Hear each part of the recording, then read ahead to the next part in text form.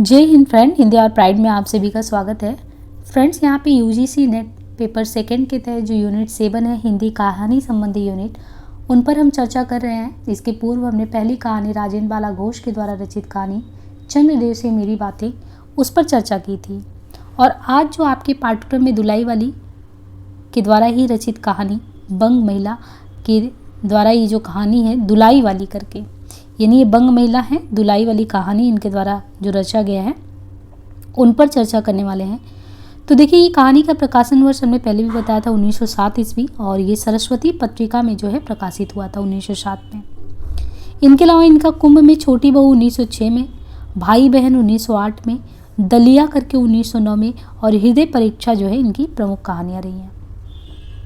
हिंदी की प्रथम कहानीकार राजेंद्र बाला घोष, छद्मनाम बंग महिला, जन्म इनका 1882 बनारस में और मृत्यु 1912 में। बंग महिला घोष द्वारा लिखित जो कहानी है दुलाई वाली 1907 की पत्रिका में, जो सरस्वती पत्रिका है उसमें जो छपती है, भाग 8 संख्या 5 में प्रकाशित हुई थी। इसे एक तरीके से कहानी के क्षेत्र में प्रथम मौलिक कहानी भी माना गया, क्योंकि कलाकृति से देखें तो अत्यंत प्रौढ़ कहानी लगता है। और शुक्ल जी भी कहते हैं कि राजेंद्र बाला घोष के संदर्भ में कि राजेंद्र बाला घोष ने ही शुक्ल की प्रेरणा से हिंदी में लेखन प्रारंभ किया। यानी ऐसा माना जाता है कि रामचंद्र शुक्ल जी जो तो लेखन में हैं ही, उनका तो अगर आप हिंदी साहित्य की विधाओं में बात करें तो उनका एक अलग ही स्थान है। तो उनकी ही प्रेरणा स्वरूप जो है राजेंद्र बाला घोष जो है लेखन में पदार्पण करती हैं। कहानी की लेखिका ने इस कहानी को थोड़ा हास्य रूप में लिखा है।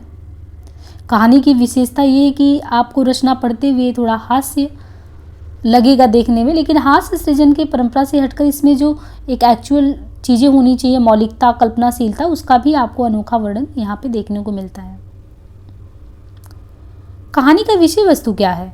काशी और उसके आसपास का जो जनजीवन है तथा वहाँ स्त्री पुरुष की जो सोच है, उनके क्या मनोभाव हैं, उनका स्वाभाविक चित्रण यहाँ पे देखने को मिलता है। कहानी की शुरुआत जो है ये काशी के दशाश्वमेध घाट से शुरू होती है और इलाहाबाद में ख़त्म होती है। तो आपको ये ध्यान रखना है कहाँ से कहानी की शुरुआत होती है, और कहानी जो है जैसे दशाश्वमेध घाट से शुरू होती है और इसका एंड कहाँ होता है, इलाहाबाद में ख़त्म होता है। आरंभिक दौर की महिला कथाकारों में ये प्रमुख रही। इनकी पुस्तक है कुसुम संग्रह, और कुसुम संग्रह का संपादन शुक्ल जी द्वारा किया गया था। सोचिए, एक बार ये प्रेरणा स्रोत शुक्ल को ही मान के लेखन में पदार्पण करती है, लेकिन कुसुम संग्रह का संपादन स्वयं शुक्ल जी द्वारा किया गया। कहानी के पात्र कौन है? तो प्रमुख पात्रों में है वंशीधर। वंशीधर जो कि मुख्य पात्र के रूप में होते हैं, जो इलाहाबाद के निवासी हैं। तो आपको यहाँ पे वंशीधर को ध्यान रखना है, क्योंकि जो यूजीसी नेट में पेपर का जो क्वेश्चन सेट होता है तो उसमें आप देखिए कि पात्र परिचय से काफ़ी क्वेश्चन आते हैं कि ये पात्र फला कहानी में है या नहीं है, या प्रकाशन वर्ष को मैचिंग करने के लिए आता है। तो जैसे यहाँ पे वंशीधर, तो वंशीधर से मुख्य पात्र है, तो ये कौन है? तो ये मुख्य पात्र जो है ये इलाहाबाद का निवासी है। कौन? वंशीधर। वंशीधर के अलावा आपको नवल किशोर एक नाम देखने को मिलेगा। नवल किशोर ये वंशीधर का ममेरा भाई है, जो बहुत ही हंसमुख स्वभाव का व्यक्ति है। तो स्वयं वंशीधर जो कि इलाहाबाद के निवासी हो गए, और नवल किशोर वही वंशीधर का ही जो है ममेरा भाई है, बहुत ही हंसमुख प्रवृत्ति का होता है। और जो ये वंशीधर है इलाहाबाद के निवासी, इनकी जो पत्नी का नाम है वो जानकी देई है। तो आपको ये ध्यान रखना है कि जानकी देई जो है वंशीधर की पत्नी है, बहुत ही गृहस्थ महिला है। और थोड़ा सा आप इनका देखेंगे कि रोल जो है कहानी में, कि वंशीधर तो बहुत ही कह सकते हैं कि थोड़े मजाकिया प्रवृत्ति के हैं। और ये सीता एक आती है जो वंशीधर की साली होती हैं, यानी जानकी देई की बहन। तो ये सीता नाम की होती हैं, वंशीधर की साली। लाठीवान ट्रेन में एक यात्री आता है। अन्य पात्र में यहाँ नवल किशोर जो है उनकी भी पत्नी है, लेकिन पत्नी का नेम मेंशन नहीं किया गया है। वंशीधर की सास, साला, साली, इक्के वाला, इन सब का, क्योंकि ससुराल में जाते हैं तो उन सब का थोड़ा जिक्र है। प्रतिपाद्य क्या है कि नवल किशोर द्वारा अपने मित्र, जो नवल किशोर यानी ममेरा जो भाई हैं, अब नवल किशोर द्वारा अपने मित्र जो इलाहाबाद है वंशीधर से रेल में किए गए मजाक का सरस कहानी, यानी नवल किशोर जो है जैसे होता नहीं अपने यहाँ पे अगर देखेंगे तो बड़ी मजाकिया अंदाज में जब रिश्ते में लोग आपस में मिलते हैं तो बहुत ही हंसी ठिठोली होती है। तो नवल किशोर जो है अपने मित्र वंशीधर से जब रेल में यात्रा के दौरान मिलते हैं तो बहुत ही मजाक करते हैं, क्योंकि बड़े हंसमुख स्वभाव के हैं तो हंसी मजाक बढ़िया होता है। तो यहाँ पे काशी और बनारस के लोगों के जीवन पर प्रभाव क्या है, बनारसी शौक और बोली का समावेश है, विभिन्न परिस्थितियों में इंसान की दिनचर्या का भी चित्रण है, और काशी से इलाहाबाद की यात्रा। तो यात्रा कहाँ से, काशी से यात्रा होती है इलाहाबाद की, तो काशी से लेकर इलाहाबाद की यात्रा का भी विवरण है। दो मित्रों के हंसी मजाक और व्यवहार का चित्रण मिलता है, दोनों में कितनी गहरी मित्रता है, दोनों एक जान दो गालिब लगते हैं। तो ये कुछ इस तरीके से जो है इसके प्रतिपाद्य के बारे में इम्पॉर्टेंट है। आपको कुछ हद तक समझ में आया होगा कि दो मित्र मिले, बहुत ही हंसी ठिठोली हो रही है, वो भी रेलगाड़ी से यात्रा के दौरान। यहाँ पे जो दुलाई वाली का मतलब क्या है, क्योंकि कहानी का नाम रख दिया गया है, तो देखिए दुलाई वाली का अर्थ है कपड़े का मोटा चादर। दुलाई वाली का अर्थ है कपड़े का मोटा चादर, जिसे जो नवविवाहिता औरतें होती हैं उससे घूंघट लेती हैं। हमारे यहाँ पे घूंघट की प्रवृत्ति होती है भारतीय नारी में, आपने देखा होगा कि वो जब भी अपने बड़ों का आदर सम्मान सूचित में वो क्या करती हैं, घूंघट काढ़ लेती हैं। तो ये जो दुलाई वाली का अर्थ है, ये कपड़े का मोटा चादर जिसे नवविवाहिता औरतें घूंघट लेती हैं। काशी जी के दशाश्वमेध घाट पर स्नान करके एक मनुष्य बड़ी व्यग्रता के साथ गोदौलिया की तरफ आ रहा था। बनारस में आपने गोदौलिया का नाम सुना होगा। तो ये जो दशाश्वमेध घाट पर स्नान करके एक मनुष्य था, बहुत तेजी से गोदौलिया की तरफ आ रहा था। एक हाथ में उसके एक मैली सी तौलिया में लपेटी हुई भीगी धोती थी, और दूसरे में सुरती की गोलियों की कई डिब्बियाँ और सुंगनी की एक पुड़िया थी। उसमें करीबन दिन के वही 11 बजे होंगे, और गोदौलिया की बाई तरफ से जो गली है उसके भीतर एक और गली में थोड़ी दूर पर एक टूटे से पुराने मकान में वो जा घुसा। मकान के पहले खंड में बहुत अंधेरा था, पर ऊपर की जगह मनुष्य के जो है वास उपयोगी लग रहा था। नवागत मनुष्य धड़ाधड़ पैर बढ़ाता हुआ चला। वहाँ एक कोठरी में उसने हाथ की चीज़ें रख दी और सीता सीता कहकर पुकारने लगा। सीता यानी साली थी। क्या है कहती हुई एक 10-12 बरस की जो है बालिका आ खड़ी हुई। तब उस पुरुष ने कहा, सीता जरा अपनी बहन को बुला ला, यानी जानकी देई को। तो अपनी साली से जो है वंशीधर कहते हैं कि अपनी जो है बहन जो है जानकी देई को बुला ला। वो अच्छा कहकर सीता चली गई, और कुछ देर में एक नवीना स्त्री आकर उपस्थित हुई। उसे देखते ही पुरुष ने कहा, लो हम लोगों को तो आज ही जाना होगा। यानी जो है वंशीधर जानकी देई से कहते हैं आए हुए हैं, काशी हैं तो इलाहाबाद के निवासी, कहने लगता मुझे आज ही जाना पड़ेगा, यानी हम लोगों को। इस बात को सुनकर स्त्री कुछ आश्चर्ययुक्त होकर और झुंझला कर बोली, आज ही जाना होगा? ये क्या भला आज कैसे जाना हो सकेगा? ऐसा ही तो था, सवेरे भैया से कह देते। मतलब कि जब भी आप ससुराल में आए हो इतना जल्दी में क्यों हो? जाना हो तो पहले बताओ, क्योंकि लोग तैयारी तो करते हैं, और ख़ासकर दामाद आया हो, और भारत में दामाद का सम्मान आप जानते ही कितने बड़े लेवल पे होता है। तो वही करें, इतनी जल्दी जल्दी कैसे जाना है? तुम तो जानते हो कि मुंह से कह दिया बस छुट्टी हो गई। अरे लड़की कभी विदा की हो तो ना मालूम पड़े कि लड़की की विदाई क्या होती है। आज तो किसी सूरज जाना नहीं हो सकता। तो जानकी देई साफ वंशीधर को मना करती है, आज तो नहीं जा सकते। तो ये कहते हैं वंशीधर, तुम आज कहती हो, हमें तो अभी अभी जस्ट चलना पड़ेगा। बात यह है कि आज ही नवल किशोर कलकत्ते से आ रहा है, यानी इनका मैं मेरा भाई नवल किशोर कलकत्ते से आ रहा है, आगरे से अपनी नई बहू को भी साथ ले रहा है। तो नवल किशोर की जो शादी हुई है तो आगरे से वो क्या है अपनी नई बहू को भी साथ में ला रहा है। सो उन्होंने हमें आज ही जाने के लिए इसरार किया है। हम सब लोग मुगल सराय से साथ ही इलाहाबाद चलेंगे, नहीं मुगल सराय जो स्टेशन है वहाँ से साथ में ही इलाहाबाद चलेंगे। और उनका तार मुझे घर से निकलते ही मिला, इसी से मैं झट नहा धोकर लौट आया। बस अब करना ही क्या है, कपड़ा वपड़ा जो कुछ हो बांध दो, बात बूत कर घंटे भर में खा पी कर चलो। जब हम तुम्हें विदा कराने आए ही हैं तब कल के बदले आज ही सही। हाँ ये बात है, नवल जो चाहे वही करावें। क्या एक ही गाड़ी में ना जाने से दोस्ती में बट्टा लग जाएगा? तो जो उनकी जो पत्नी है जानकी देई कह रही है कि अगर मान लो वंशीधर से कहते हैं कि तुम नवल किशोर के साथ नहीं जाओगे तो क्या तुम्हारी दोस्ती में बट्टा लग जाएगा? मतलब वो कलकत्ता से आ रहे हैं और हमको यहाँ से चलना, तो क्यों हम साथ में चले भाई, अलग अलग जा सकते हैं ना, मिल लेंगे बाद में। तो ये कहते हैं अब तो किसी तरह रुकेंगे नहीं, है ना। अब तो वो कहती हैं कि अब तो तुम किसी तरह रुकोगे नहीं, ज़रूर हुई उनके ही साथ तुम्हें जाना है, पर मेरे तो नाकों में दम आ जाएगी, यानी मुझे जो तैयारियां करनी है मुझे तो अच्छा नहीं लग रहा है। तो फिर वो वंशीधर जानकी देई से कहते हैं कि क्यों, किस बात से? उनकी हंसी से और किस्से से। तो इनको पता है कि वो जो नवल किशोर है वो कितना ज़्यादा हंसखोर, मतलब कि बहुत ही ज़्यादा हंसी मजाक करने वाला आदमी है।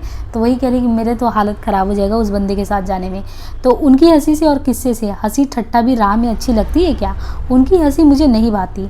एक रोज़ में चौक में बैठी पुड़ियाँ काट रही थी कि इतने में ना जाने कहाँ से आकर नवल चिल्लाने लगे, ए बुआ देखो तुम्हारी बहू पूड़ियाँ खा रही है। मैं तो मारी शर्म से मर गई। हाँ, भाभी जी ने बात हंसी में उड़ा दी।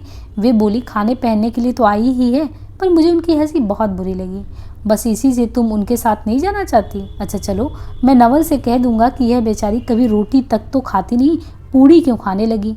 इतना कहकर वंशीधर कोठरी के बाहर चले आए और बोले, मैं तुम्हारे भैया के पास जाता हूँ, तुम रो रुलाकर तैयार हो जाना। तो जैसे विदाई होती है तो फिर रोना गाना शुरू होता है।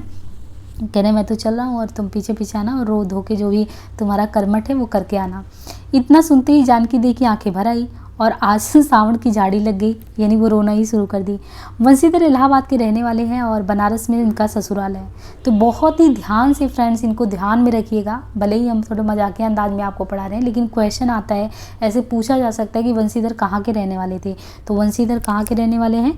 इलाहाबाद के हो गए। और इनका ससुराल कहाँ पड़ता है? बनारस में इनका ससुराल पड़ता है। ठीक है, बनारस में ससुराल है। स्त्री को विदा कराने आए हैं। ससुराल में एक साला और एक साली, मतलब वही सीता हमने बताया, और साली और सास के सिवा और कोई नहीं है। तो एक साला है, साली और सास के सिवा कोई नहीं है। नवल किशोर इनके दूर के नाते में ममेरा भाई लगता है, पर दोनों में मित्रता का ख्याल अधिक है। दोनों में गहरी मित्रता है, दोनों एक जान दो गालिब हैं। उसी दिन वंशीधर का जाना स्थिर हो गया। सीता बहन के संग जाने के लिए रोने लगी। तो छोटी थी तो उसको लगा कि हम भी अपनी बहन के साथ जाएंगे। माँ रोती धोती लड़की की विदा की सामग्री इकट्ठा करने लगी। जानकी देवी भी रोती धोती तैयार होने लगी। कोई चीज़ भूलने पर धीमी आवाज़ से माँ को याद भी दिलाती गई। 1 बजने पर स्टेशन जाने का समय आया। अब गाड़ी या इक्के लाने कौन जाए? ससुराल वालों की अवस्था अब आगे जैसी नहीं थी कि 2-4 नौकर चाकर हर समय बने रहें। सीता के बाप के ना रहने से काम बिगड़ गया है। पैसे वालों के यहाँ नौकर चाकरों के सिवा और भी 2-4 खुशामदी घेरे रहते हैं। छूछे को कौन पूछे। तो इससे ये भी देखिए कि संपन्न वर्ग जो होता है तो उसके आगे पीछे लोग कितने घूमते रहते हैं। लेकिन वही कह रहे हैं कि जब सीता के पिता भी नहीं, यानी जानकी देवी के पिता भी नहीं है, तो मतलब एक तरीके से वो गरीब परिवार है, तो ऐसे लोगों को कौन पूछने वाला है। तो ये सामाजिक व्यंग्य भी है कि हमारे समाज में है कि आपको पैसे से कितना नापा जाता है, वो चीज़ है। एक कहानी ने सो भी इस समय कहीं गई होगी। साले राम की जो साला उनका राम है उसकी तबीयत अच्छी है नहीं और वे हर घड़ी बिछौने से बातें करता है। तिस पर भी आप कहने लगे, मैं ही धीरे धीरे जाकर कोई सवारी ले आता हूँ नज़दीक से। बंसीधर बोले, नहीं, तुम क्यों तकलीफ़ करोगे, मैं ही जाता हूँ। जाते जाते बंसीधर विचारने लगे कि इक्के की सवारी तो भले घर की स्त्रियों के बैठने लायक नहीं होती है, क्योंकि एक तो इतने ऊंचे पर चढ़ना पड़ता है, दूसरे पराये पुरुष के संग एक साथ बैठना पड़ता है। मैं एक पालकी गाड़ी ही कर लूँ, उसमें सब तरह का आराम रहता है। पर जब गाड़ी वाले ने 1.5 रुपया किराया मांगा तब वंशीधर ने कहा, चलो इक्का ही सही, पहुँचने से काम है। नवल किशोर तो यहाँ से साथ है नहीं, इलाहाबाद में देखा जाएगा। वंशीधर इक्का लेकर आते हैं और जो कुछ असबाब था इक्के पर रख कर आप अपने आप ही बैठ गए और जानकी देवी बड़ी विकलता से रोती हुई इक्के पर जो है रोती हुई पहुंच गई, मतलब वहाँ बैठ गई। पर वह इस अस्थिर संसार में स्थिरता कहाँ है, यहाँ कुछ भी स्थिर नहीं है। इक्का जैसे जैसे आगे बढ़ता गया वैसे जानकी की रुलाई भी कम होती गई। सिकरौल के स्टेशन के पास पहुँचते पहुँचते जानकी अपनी आंखें अच्छी तरह पोंछ चुकी थी। दोनों चुपचाप चले जा रहे थे कि अचानक वंशीधर की नज़र अपनी धोती पर पड़ी और अरे, एक बात तो हम भूल ही गए, कहकर पछता से उठे। इक्के वालों ने कान बचाकर जानकी जी से पूछा, क्या हुआ, क्या कोई ज़रूरी चीज़ आप भूल आए क्या? नहीं, एक देसी धोती पहन कर आना था, सो भूल कर विलायती ही पहना है। नवल कट्टर स्वदेशी हुए हैं ना, वे बंगालियों से भी बढ़ गए हैं। देखते तो 2-4 सुनाए बिना नहीं रहेंगे, और बात भी ठीक है, नाहक विलायती चीज़ें मोल लेकर क्यों रुपए की बर्बादी की जाए। देसी लेने में भी दाम लगेगा, सही पर रहेगी तो देश के ही अंदर ना। तो आपने देखा होगा इस समय जो ये लेखन का कार्य चल रहा है 1907 का, और वही लगभग 1905 में बंगाल विभाजन होता है। और इतिहास में आपने पढ़ा होगा तो स्वदेशी पे बहुत ज़्यादा जोर दिया जा रहा था। तो देखिए उस पृष्ठभूमि को भी लिया गया, तो बैकग्राउंड को आप समझते रहिए। इसमें यही कहा गया कि हमें स्वदेशी पे बल देना चाहिए। स्वदेशी यानी अपने देश की जो वस्तुएं बनी हों उनको पहनना चाहिए, उन पे बल देना चाहिए, क्यों हम अपने पैसों को विदेशों में बहाएं। वंशीधर फिर बोले कि अगर मैं धेवड़े दर्जे का ही टिकट लूं तो इक्के वाला चुप हो रहा। इक्के का सवारी देखकर इसने ऐसा कहा, यह कहते हुए वंशीधर आगे बढ़ गए। यथा समय रेल पर बैठकर वंशीधर राजघाट पार करके मुगलसराय पहुंचे। वहाँ पुल लांघ कर दूसरे प्लेटफार्म पर जा बैठे। आप नवल किशोर से मिलने की खुशी में प्लेटफार्म के इस छोर से उस छोर तक टहलते रहे। देखते देखते गाड़ी का धुआं दिखलाई पड़ा। मुसाफिर अपनी अपनी गठरी संभालने लगे। रेल देवी भी अपनी चाल धीमी करती हुई गंभीरता से आगे बढ़ी। वंशीधर एक बार चलती गाड़ी में ही शुरू से आखिर तक देख गए। मतलब वो खोजने लगे अपने मित्र को कि नवल किशोर कहाँ है, लेकिन नवल का पता ही नहीं चला। वंशीधर फिर सभी गाड़ियों को तेरा गए, भीतर घुस घुस के देख रहे हैं कि हमारा मित्र कहाँ है। अंत को आप खिजला उठे और सोचने लगे कि मुझे तो वैसे ही चिट्ठी लगी और आप ना आया, मुझे अच्छा उल्लू बनाया। तो अब बंशीधर को गुस्सा आया कि यार वो तो मिल ही नहीं रहा जिसके चक्कर में आया, और अभी बीबी से डांट अलग से पड़ेगी। तो कहते हैं कि अच्छा जाएंगे कहाँ, भेंट होने पर मैं समझ लूँगा। सबसे अधिक सोच तो इस बात की थी कि जानकी सुनेगी तो ताने पे ताना मारेगी। क्यों भाई, वो मारेगी है ना, उसके यहाँ से उसे जल्दी जल्दी लेके आए थे तो ताना तो मारेगी ही। पर अब सोचने का समय नहीं है। रेल की बात ठहरी। बंशीधर झट गए और जानकी को लेकर जनानी गाड़ी में बिठाया। वह पूछने लगी, नवल की बहू कहाँ है, वह नहीं आए क्या, कोई अटकाव हो गया, कहकर आप बगल वाले कमरे में जा बैठे। टिकट ढेवड़े का था, पर ढेवड़े दर्जे का कमरा कलकत्ता से आने वाले मुसाफिरों से भरा था, इसलिए तीसरे दर्जे में बैठना पड़ा। जिस गाड़ी में बंशीधर बैठे थे उसके सब कमरों में मिलाकर कुल 10-12 स्त्री पुरुष थे। समय पर गाड़ी छूटी। नवल की बातें और न जाने क्या अगड़ बगड़ सोचते गाड़ी कई स्टेशन पार करके मिर्जापुर जा पहुंची। मिर्जापुर में पेटराम की शिकायत शुरू हुई। पेटराम यानी उनका पेट खराब हो गया। तो मिर्जापुर में पहुंचते तो देखिए कहाँ कहाँ का जिक्र आया है। आपको हमने पहले भी बताया, कलकत्ता शहर का जिक्र है इसमें, है ना, इलाहाबाद का है, बनारस का है, और देखिए यहाँ पे बीच में मिर्ज़ापुर का भी जिक्र है। तो ऐसे बारीकियों से आपको ध्यान रखना है। तो जैसे मिर्ज़ापुर में इनको जो है पेट इनका खराब हो गया, तो उसने सुझाया कि इलाहाबाद पहुंचने में अभी देरी है, चलने की झंझट में अच्छी तरह उसकी पूजा किए बिना ही बंशीधर ने बनारस छोड़ दिया। इसलिए आप झट प्लेटफॉर्म पे उतर गए और पानी के बोम्बे से हाथ मुंह धोकर एक खोंची वाले से थोड़ी सी ताज़ी पूड़ियाँ और मिठाई लेकर जो है निराले में बैठ अपने उन्हें ठिकाना पहुंचाया। यानी जब उनका पेट खराब नहीं हुआ, पेट भूख लग गया। पीछे से जानकी की सुधाई की, यार जानकी भी तो बैठी है, अपना लेके पूड़ी वगैरह खाने बैठ गए। तब याद आ रहा है कि हाँ, पत्नी को भी साथ में लेके चल रहे हैं। सोचा कि पहले उससे पूछ लें, तब कुछ मोल लेंगे, क्योंकि स्त्रियां बड़ी नटखट होती हैं, वे रेल में खाना पसंद तो करती नहीं है। पूछने पर वही बात हुई। तब बंशीधर लौटकर अपने कमरे में आ बैठे। यदि वे चाहते तो इस समय ढेवड़े में बैठ जाते, क्योंकि अब भीड़ कम हो गई थी, पर उन्होंने कहा थोड़ी देर के लिए कौन बखेड़ा खड़ा करे। बंशीधर अपने कमरे में बैठे। 2-1 मुसाफिर अधिक दिख पड़े। आगे वालों में से एक उतर भी गया था। जो लोग थे सब तीसरे दर्जे के योगी जान पड़े थे। अधिक सभ्य तो बंशीधर ही लग रहे थे। उनके कमरे के पास वाले कमरे में एक भले घर की स्त्री भी बैठी थी। वह बेचारी सर से पैर तक ओढ़े थी, सर झुकाए, एक हाथ लंबा घूंघट काढ़े, कपड़े की गठरी सी बनी बैठी थी। बंशीधर ने सोचा इनके संग वाले भद्र पुरुष के आने पर उनके साथ बातचीत करके समय बिताएंगे।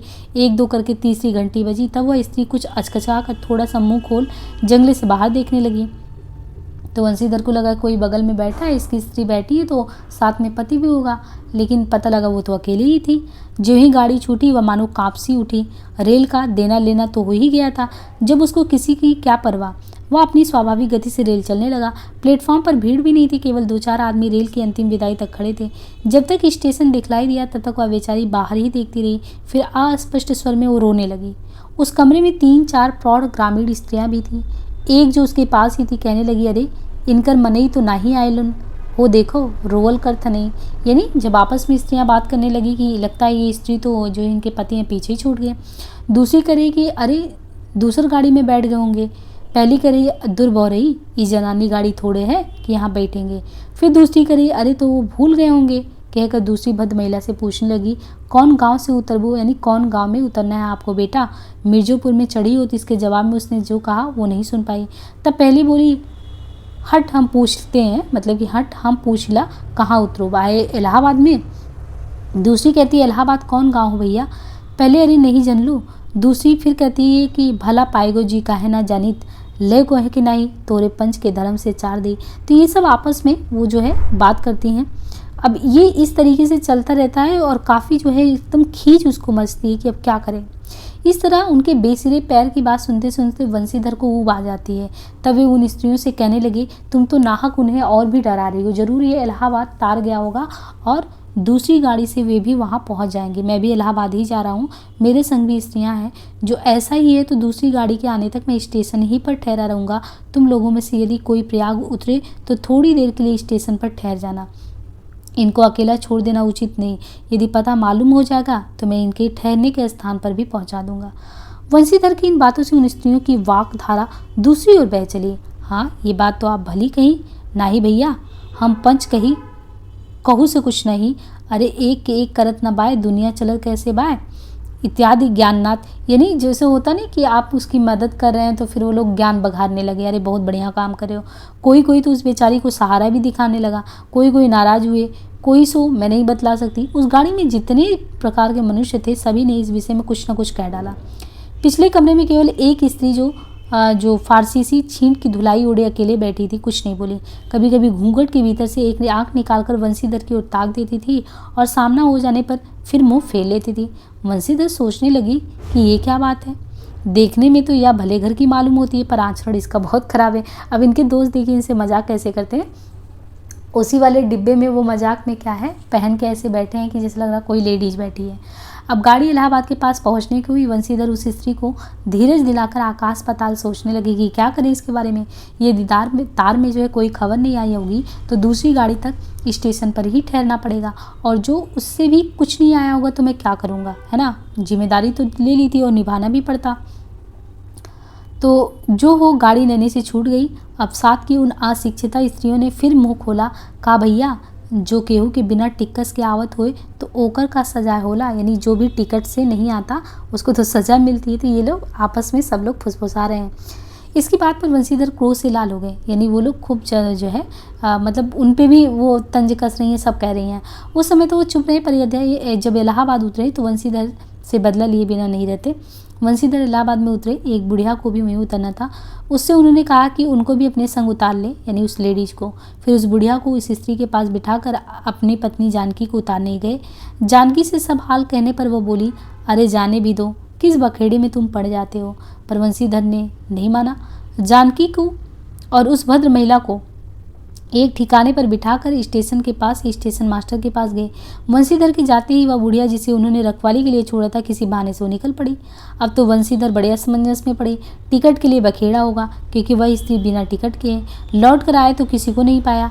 अरे ये सब कहाँ चली गई, ये कहकर चारों तरफ देखने लगे, कहीं पता नहीं। इस पर वंशीधर घबराए, आज कैसी बुरी साइड थे, घर से निकले हैं, एक के बाद एक आफत में पढ़ी जा रहे हैं। इतने में अपने सामने उस ढुलाई वाली को आते देखा। तू ही उन स्त्रियों को कहीं ले गई, इतना कहना था कि ढुलाई से मुंह खोलकर नवल किशोर खिलखिला उठे। तो ये इनके मित्र थे। अरे ये क्या, सब तुम्हारी ही करतूत है। अब मैं समझ गया कैसा गजब तुमने किया है। ऐसी हंसी मुझे नहीं अच्छी लगती। मालूम होता है कि वह तुम्हारी ही बहू थी। अच्छा तो गई कहाँ? वे लोग तो पालकी गाड़ी में बैठी हैं, तुम भी चलो। नहीं, मैं सब हाल सुन लूँगा ना तभी चलूँगा। हाँ ये तो कहे, तुम मिर्ज़ापुर में कहाँ से आ निकले? मिर्ज़ापुर नहीं, मैं तो कलकत्ते से बल्कि मुगल सराय से ही तुम्हारे साथ चला आ रहा हूँ। तुम जब मुगल सराय में मेरे लिए चक्कर लगाते थे तब मैं ढेवड़े दर्जे में ऊपर वाले बेंच पर बैठे तुम्हारा तमाशा देख रहा था। फिर मिर्ज़ापुर में जब तुम पेट के धंधे में लगे थे तब भी मैं तुम्हें देख रहा था। तो यही दोस्त हैं कि कैसे उनको बार बार नोटिस कर रहे थे। ये सुनकर वंशीधर प्रसन्न हो गए। दोनों मित्रों में बड़े प्रेम से बातचीत होने लगी। वंशीधर बोले, मेरे ऊपर जो कुछ बीती सो बीती, पर वो बेचारी जो तुम्हारे से गुणवान के संग पहली ही बार रेल में आ रही थी बहुत तंग हुई। उसे तो तुमने नाहक ही रुलाया, बहुत ही डर गई थी। नहीं जी, डर किस बात का था, हम तुम दोनों गाड़ी में थे ना। हाँ, पर यदि मैं स्टेशन मास्टर से इतला कर देता तो बखेड़ा खड़ा हो जाता कि नहीं। अरे तो क्या, मैं मर थोड़ी ही गया था, 4 हाथ की दुलाई की विसाती कितनी है। इस तरह बातचीत करते करते दोनों गाड़ी के पास आए। देखा तो दोनों मित्र बधुओं में खूब हंसी हो रही है। जानकी कह रही थी, अरे तुम क्या जानो, इन लोगों की हंसी ऐसी ही होती है। हंसी में किसी के प्राण भी निकल जाए तो इन्हें बिल्कुल भी दया ना आवे। खैर दोनों मित्र अपनी अपनी घरवाली को लेकर राजी खुशी घर पहुँचे। और जो है मुझे भी इनकी राम कहानी लिखने से छुट्टी मिली। तो ये बंग महिला जो कहती हैं कि इस तरीके से जो है कहानी लिखने से हमें भी छुट्टी मिली। तो मुख्य पात्र में हमने बताया था वंशीधर जानकी के पति नवल किशोर के मित्र। नवल किशोर के लिए अगाध स्नेह था और नवल किशोर जो था वंशीधर के घनिष्ठ मित्र, विनोद प्रिय, खूब हंसी मजाक करने वाला व्यक्ति। कलकत्ते से नई बहू को लेकर चले तो वंशीधर को तार भेजा था कि उन्हें ट्रेन में मिलेंगी। कट्टर स्वदेशी व्यक्ति थे। और जानकी जो थी वंशीधर की पत्नी, उन्हें नवल किशोर का हंसी मजाक बिल्कुल भी पसंद नहीं था। हालांकि उन्हें नवल के प्रति कोई दुराग्रह नहीं था। पारंपरिक भारतीय नारी थी। ससुराल से विदा होने पर रोने जैसे संस्कार इसमें विद्यमान थे। गौड़ पात्रों में देखिए इसमें नवल किशोर की बहू का जिक्र हुआ है ना, सीता जानकी देवी की जो बहन 12-13 साल की। कहारिन जो थी ये जानकी के मैके में नौकरानी थी कहारिन। और ट्रेन में 2-3 महिला सहयात्री। कहानी में स्थानों का जिक्र है दशाश्वमेध घाट का, गोदौलिया बनारस कलकत्ता का, मुगलसराय स्टेशन का, इलाहाबाद प्रयाग का, और आपने मिर्ज़ापुर नाम भी सुना होगा तो मिर्ज़ापुर भी था। विशेष में देखें तो दुलाई अर्थात एक प्रकार का चादर चुनरी जिसे घूंघट के रूप में प्रयोग किया जाता है, प्रयोग में लाया जाता है। यथार्थ चित्रण है, पात्रानुकूल भाषा और स्थानीयता के रंगों से भरी ये कहानी आज भी जीवंत लगती है। बनारसी बोली के संवाद हैं, ट्रेन में औरतों के कदम कहानी की मिठास को बढ़ा देते हैं। प्रमुख उद्धरण में देखें तो उद्धरण है कि अरे इनकर मनई तो नहीं आइलन हो देखो रोल करते हैं, यही रो रही हैं। तो आपस में लेडीज बोल रही थी ना कि मतलब इनके पति नहीं आए तो ये रो रही हैं। प्रयाग जी जहाँ मनई मकर नहाए जाला, है ना, यहाँ की नाहक विलायती चीज़ें मोल लेकर क्यों रुपए की बर्बादी की जाए, देसी लेने से भी दाम लगेगा। तो ये स्वदेशी के बारे में ये जो विचार थे वंशीधर के थे। खैर दोनों मित्र अपनी अपनी घरवाली को लेकर राजी खुशी पहुँचे। पहली ओ मेरे रुआ बड़ी उजबक रहला, भला केहू के चिल्लाए से रेलियो कहूँ खड़ी होला। तो मतलब ये आपस में लेडीज बोल रही थी कि वो रो रही थी तो रोने से क्या रेल खड़ी हो जाती है। उस गाड़ी में एक लाठी वाला भी थे, उसने खुल्लम खुल्ला कहा बाबूजी कुछ हमरो साझा थी। ये बहुत ही गलत बोला था। मतलब होता नहीं कि अगर आपकी कोई सहायता कर रहा है जिन्स, तो लोगों की धारणा कितनी गलत है। तो ये सोच भी दिखाता है हमारे समाज में कि ऐसे भी लोग सोचें तो खुल्लम खुल्ला ऐसे मजाक करता है कि हमारा भी कुछ साझा है। वह बुढ़िया जिसको उन्होंने रखवाली के लिए रखा था, छोड़ा था, किसी बहाने से वो भी निकल ली थी। तू ही उन स्त्रियों को कहीं ले गई, इतना कहना था कि दुलाई से मुंह खोलकर नवल किशोर खिलखिला उठे। दुलाई की विषाती कितनी, तो ये कौन कहता है दुलाई की विषाती कितनी थी, नवल किशोर कहते हैं, है ना। ऐसे ही एकदम बारीकी से आपको ध्यान रखना है कि क्वेश्चन जैसे आएगा कि दुलाई की विषात कितनी थी। इनके अलावा अरे तुम क्या जानो इन लोगों की हंसी ऐसी ही होती है, ये कौन कहता है, तो जानकी देई कहती हैं। तो बहुत ही संक्षिप्त में अगर देखें तो पात्र परिचय भी बात किया और कहानी भी बहुत ही रोचक है ना। आपको हंसी ठिठोली में कहानी पढ़ जाएंगे और बहुत अच्छे से हमने कोशिश की कि आपका कवर हो जाए सारांश। तो इस तरीके से आपने बंग महिला की दोनों ही कहानियाँ जो है उसको आपने चंदेव से मेरी बातें और इसको भी देख लिया। उम्मीद है कि सेशन बहुत ही फ्रूटफुल लग रहा होगा, खासकर एग्ज़ाम बहुत ज़्यादा टाइम नहीं है एग्ज़ाम में और लास्ट टाइम में आपके रिविजन पर्पज़ से ये जो सेशन है बहुत ही हेल्पफुल होने वाला है। बस आपका यही काम है कि थोड़ा सा सपोर्ट दिखाइए, चैनल को ज़्यादा से ज़्यादा लोगों तक शेयर करिए फ्रेंड्स।